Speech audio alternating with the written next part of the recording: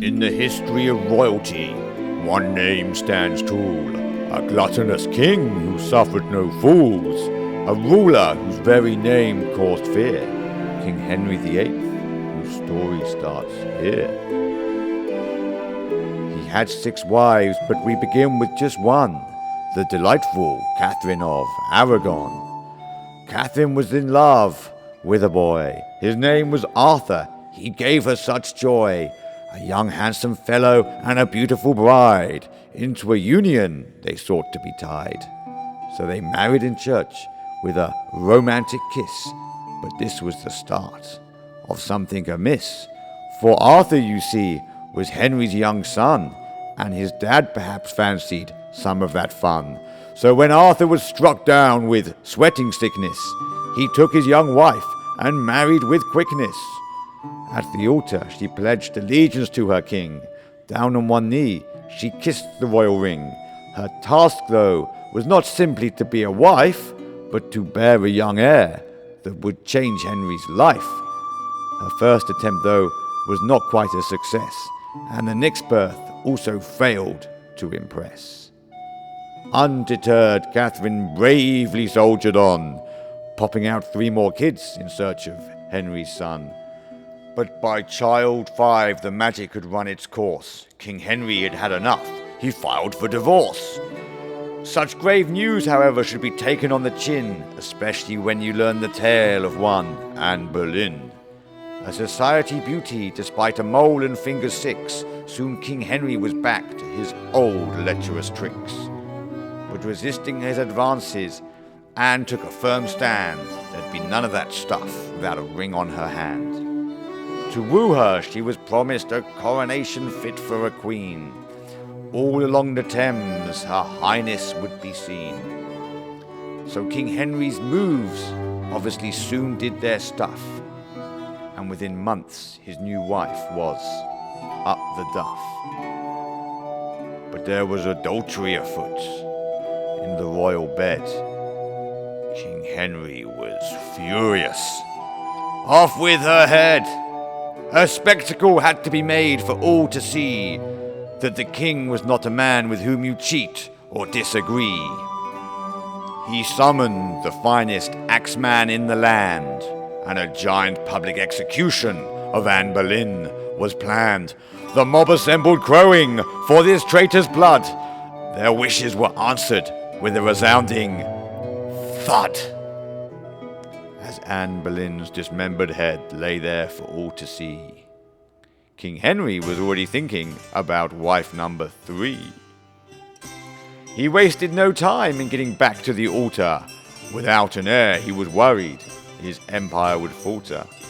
In haste, he arranged church priest and wife.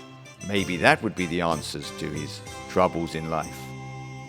King Henry just wanted an heir that would bring him joy. Maybe Jane Seymour could give him a boy. The marriage was ratified, and they soon made haste. The king needed a new baby. There was no time to waste. She was spoilt and pampered, like a proper princess. The king still felt Jane was a woman to impress. He surrounded her with servants. By her bedside they would linger, to make sure the young queen never had to lift a finger. This tactic proved wise, and slowly her stomach grew. The palace was alive with the sound of a baby due. A tricky operation, it caused many an eye to wince, but eventually she gave birth to a new baby prince. But alas, desolation she felt while still in bed did not last long, for soon she was dead. With no mother, the child's future looked bleak. For an heir elsewhere his father would seek. Annoyed but undeterred, Henry still needed more. It was thus time to look for wife number 4. With his wives, the king had perhaps been too snooty. Maybe a mother did not have to possess beauty. Anne of Cleves was a choice quite impulsive. Henry would give it a go, even though she was physically repulsive. If she had any artistic flair, it was not easy to see. Her musical outpourings would cause most to flee. She was a woman with whom it would be hard to be smitten. Her only skill was she was good in the kitchen. Feeling he had chosen poorly and they were both badly matched, King Henry gave word and a messenger dispatched. He handed her papers there and then, but said the king never wanted to see her again. So back with his chums at Hampton Court, a new king's consort was eagerly sought. A young 19-year-old girl soon caught his gaze. The king expressed his pleasure at her flirtatious ways. He asked for a hand, and of course she said yes. But little did the king realize how she would cause him distress. She was soon spotted in the company of another young squire. Her larking around simply ignited the king's ire. Furious and angry at her having fun, he forgot any reasoning behind her bearing a son. His new mission now had a simple aim: to kill this new queen and start over again. For his next love, though, he didn't have to look far. He found it with a woman named Catherine Parr. A snooty lady, her peel was not very broad. The great general public denounced her as a fraud.